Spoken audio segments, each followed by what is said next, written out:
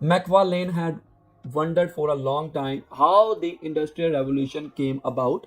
Historians had enlightened on one interesting factor around the mid. अब देखो how the Industrial Revolution came about, कैसे आया, ठीक है, वो सोच रहा था काफी देर से, काफी टाइम से सोच रहा था मैकफार्लेन कि how the industrial revolution came about, कैसे आया था, मतलब कैसे आया था, तो उसके लिए हमें कुछ ना कुछ तो बताए होंगे, वजह बताई होगी, रीजन बताया होगा, ठीक है, बट मैं श्योर नहीं हूँ, नीचे गेम घूम सकती है, तो हमें पूरा पढ़ना पड़ेगा। अगर आप चाहते हैं कि अच्छा स्कोर लेकर आए, you have to read each and every sentence very carefully, because definitely आपको वहां से क्लू मिलेगा, ठीक है। ज्यादातर फर्स्ट 3 to 4 लाइंस में और 5 लाइंस में आंसर आपको मिल जाएगा, बट हमें देखना है।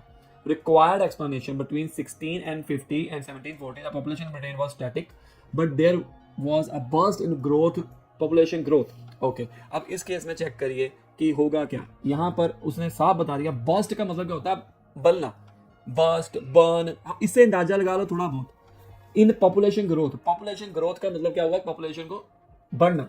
अब यहां पर हमने देखा था search for the reason for the an increase in population, देखो यहां पर उसने इसका आंसर दे दिया, यहाँ पर रीजन बताएगा, और ये जो पॉपुलेशन ग्रोथ है ये हमारे को बताएगा कि इंक्रीमेंटेशन इन पॉपुलेशन कैसे हुई।